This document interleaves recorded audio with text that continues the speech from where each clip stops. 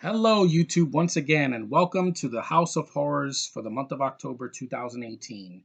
We're going to start the month of horror with a obscure horror film that came out last year in 2017, directed by Scott Wheeler. This is a guy that's done a lot of direct-to-video and TV movies, and he's also been a second unit director for one of the Sharknado movies, and it's called Attack of the Killer Donuts.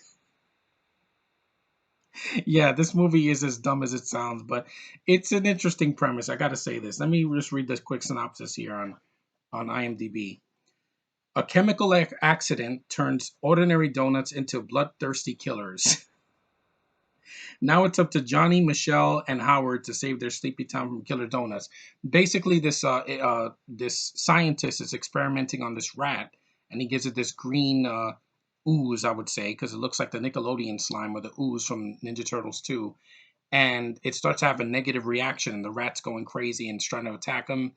And the that formula goes onto donuts, and it contaminates all the donuts inside of this donut shop called Dandy Donuts. Yeah, there's no product placement here. I promise. There's no Krispy Kreme like the Power Rangers movie. There's no Dunkin' Donuts or anything like that. It's some just an obscure place. And basically, this girl, this beautiful young girl, Kaylee Compton. She plays Michelle. She's really good in the movie, by the way. She looks like Britney Spears' younger sister, Jamie Lynn Spears, but with dark hair. And yeah, and the movie's a lot of fun, guys. Is it scary? Hell no. This movie is not an ounce of scary. Unless you're scared of your food, attacking you, then this is the movie that's gonna freak you out. But it just cracks me up, man. The first kill of the movie, I shit you not. This woman gets a box of donuts and takes it home with her, and I don't know if she wants to eat the donuts or do the donuts. Literally, she's like dancing in this sexy, skimpy lingerie, and she's like flirting with it, and she's like, "Oh, baby," and it's really weird. This movie's very strange, guys, and I know you've never heard of it. The only actor that there's only two actors in this movie that are well known that have done stuff in the past that you might recognize. You have C. Thomas Howell. He plays a cop. He's basically the sheriff of the small town, and he plays Officer Rogers. His partner is Frederick Burns. He's a black guy, and guess what their names are? Officer Rogers and Hammerstein. The guys that did Cinderella from the 90s, and they did a bunch of plays. As a theater nerd, I get that reference. That's a cool reference. I like that. And also you have Christine Wynn. If you guys have seen Cinemax or Skinemax or whatever, she's an adult film star. She's in the movie. She doesn't get naked. There's no nudity in the movie. There's just a little bit of skin. But she's in the film. She plays Martha. Every time I hear that name now, I think of Batman versus Superman. I'm sorry, just it just gets me every time. She's in it for a little bit. You have Veronica, played by Laura Compton. I don't know if she's related to Kayla Compton. They have the same last name, but I don't know. They don't look alike. And she's basically the blonde bitch. She is doing this guy in the car, and the lead guy, Justin Ray, he plays Johnny Wentworth. He thought that she was his girlfriend, and she's like, I can't break up with you because we were never together. He's like, I've been fucking this guy for months, and I'm like, yeah, you're a bitch, and I don't get it. And this movie has American actors. Oh, and that guy that said why I don't like British actors, because I can't understand them half the time. They can't act, and most of them are just like in numerous projects that I don't want them in. Here, it didn't need to happen. It's a mostly American cast, a very diverse cast, I might add. An Asian, a black guy, and I don't know if the lead girl is Spanish, but I can't certify that. I just know what I know. This is the girl. She's very beautiful. I bet Josh would love her. Look how beautiful she is. Look at that face. That is a good face. That is a beautiful actress. She has a lot of emotion on her face. She's a very likable lead, Michelle. Very lovely. Her and Justin Ray have decent chemistry with each other. It's way better than Twilight. I can say that, and I can say this right now. Scott Wheeler is a better director than Ryan Johnston. Come at me with pitchforks and knives and spooky scythes or sickles. He's a better director because he actually has a vision, and he made something original. Yeah, a killer donut movie. We've had killer clowns. We've had killer freaking bugs. We've had killer animals. We've had killer tomatoes, and he made killer donuts. And the donuts are badass. They're CGI. There's also some really good practical effects. The donuts have like little teeth. One of them squeezes out like cream and it's acid. The others like bite people in the face and like rips their face off. Good practical effects. They bounce around. You got an eclair attacking people. They're bouncing around like freaking like kangaroos. It's really interesting. It's something I've never seen before. I've never seen a pastry attack somebody like this. I mean, what's next? The killer cheesecake or the killer ice cream cones or the killer Oh my god. This movie's dumb, but it knows what it is. See, that's what you should have done with The Last Jedi, Ryan. Give us what we want. Get if you want to subvert our expectations, continue continuity and give us what we want. This movie gave me what I wanted. It was a dumb premise that they went for it. They said, "Oh, this is a stupid premise. We know this is not going to win an Oscar. Let's just have some fun." And it worked for me. A 3.8 IMDb, my ass. This is not that bad, guys. I've seen worse shit from the Asylum before Sharknado came out. And there's some things that don't work. Some of the jokes don't work. Like the fart jokes, the guys are having bad gas and they're like crapping at green slime out of their sphincter. That's not funny. Like I said, some of the humor, the jokes we've heard it before, and also some of the characters get underused. Like Johnny's mother, who's played by Cassandra Yovagis, very beautiful. She's kind of underused in the movie. She's basically having an affair with Johnny's friend Howard, who's the nerdy guy who doesn't die.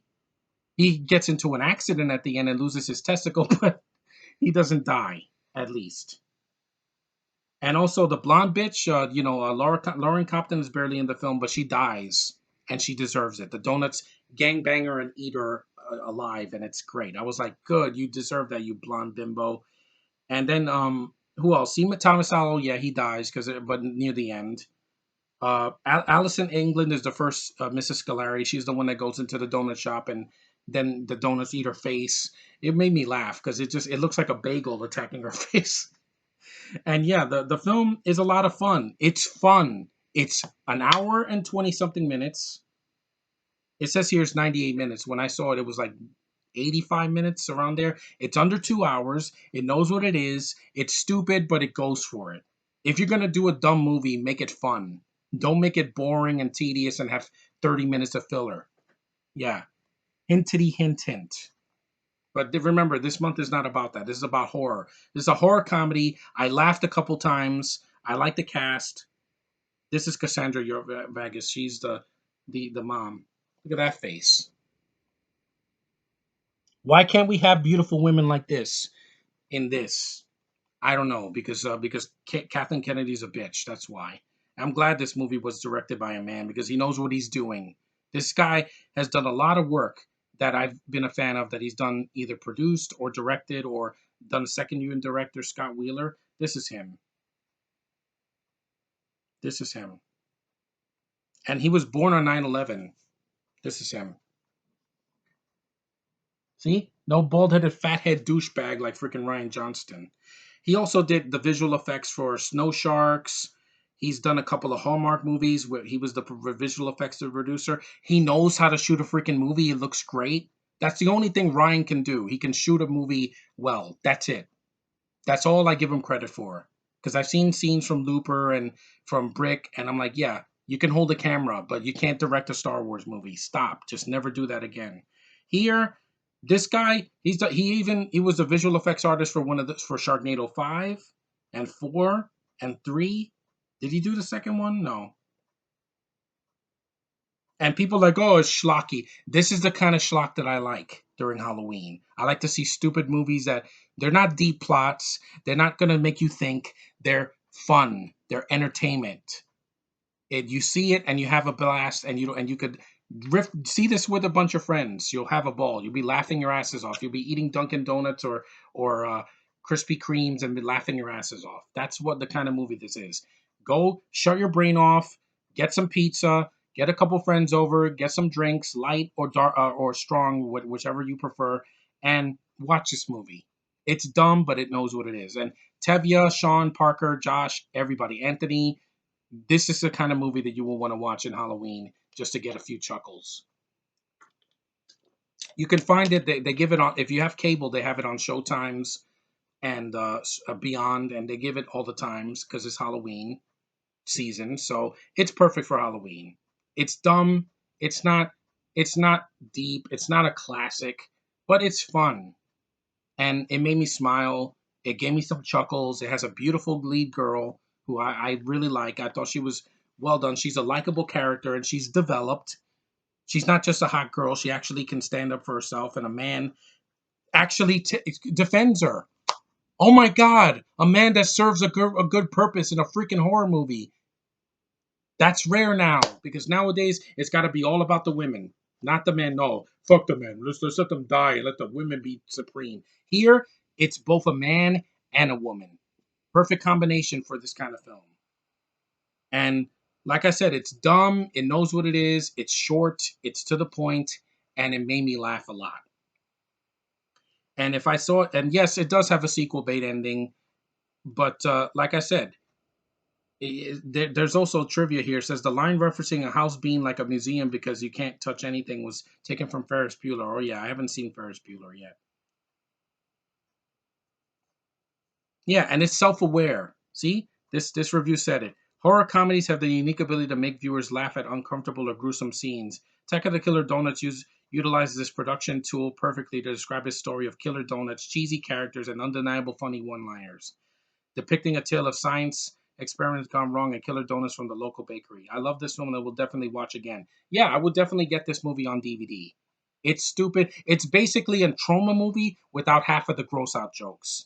And there's no stupid gay sex scenes. There's no stereotypes. There's no there's fart jokes, but like I said, they pass like a fart in the wind. And unlike Solo, this movie actually is fun. You can see it. You can see it. You can actually see what's going on. It's not shot in the dark like this. It's not shot in the dark like, on really? No, I want to see what's going on. I want to see what's going on. I want bright lights. I want to see the town. I want to see the freaking sets. I want to see the freaking special effects. Even the night scenes in this movie, I can see what's going on. And people like, all you do in your videos is bash on the new Star Wars because they're not well done. The visuals are lacking sometimes. The actors suck ass. The freaking directing is not there because they keep replacing directors. And the movies aren't fun. They're boring. This is fun. Attack of the Killer Donuts is fun. It's like a movie that a fan on YouTube would make with a low budget, and I like the film for that. That it tries. It I score points for freaking originality. This is not based on a comic or a novel or a freaking cartoon or a previous movie. It's a spoof on films of the 70s and the 80s and the 90s that had stupid premises, but they worked. But they got people invested. How do you think Attack of the Killer Tomatoes got a cartoon and 3 sequels? Because people are interested in schlock. I am. So I'll leave it at that, guys. This is not a Star Wars bashing video. I already said it. I got that out of my system because I don't want to see Brolo or Episode 9. I have no interest. I'm interested in more movies like this with girls that are lovely, with a romance that actually works. Look at that picture and tell me that's not sweet. She has her nose on his face and it's not forced. Take that, uh episodes 8 and 9 and 10. This is one of the donuts. Yeah, the lady guy kind of looks like a former WWE wrestler Alberto Del Rio, but he's a white version of him. This is the blonde chick. That's a girl, by the way, not a transgendered. This is the oh yes, this I forgot to mention the that yoga guy that has a Namaste T-shirt. This is him in the shower. Don't worry, it's not no nudity. That's Michael Reen Bolton. He's that yoga guy, and this is the mom. She's so hot, man. That's a sexy woman. Felicity Jones ain't got nothing on a slice of cream pie like that. And this is the poster. Oh, this movie made me laugh. This is a lot of fun. It's schlock, but it knows what it is. This is what the donut looks like. One of them. It's a donut with teeth. See, I don't have to take all of my horror movies seriously. If the movie knows what it is and it goes for it, it's going to work just like Deadpool did. Deadpool didn't have to be dark and depressing and freaking deep. No, it made fun of how stupid those X-Men movies are, especially the recent ones. And they even made fun of DC and everything else because it knows what it is. Self-aware humor works a lot of the time, and this movie is living proof of it. So guys, thanks for watching my first video of House of Horrors. Thanks for watching my DVD and Blu-ray update. I am what I am, guys. I'm not going to change for nobody, especially since I'm back on YouTube. I'm full force. I'm not going to take 2 weeks off again. I'm here for you guys, for my subscribers, my fans, and even my frenemies. Because you know what? At the end of the day, this is for fun. I'm trying to have fun, and I'm having fun this month so far.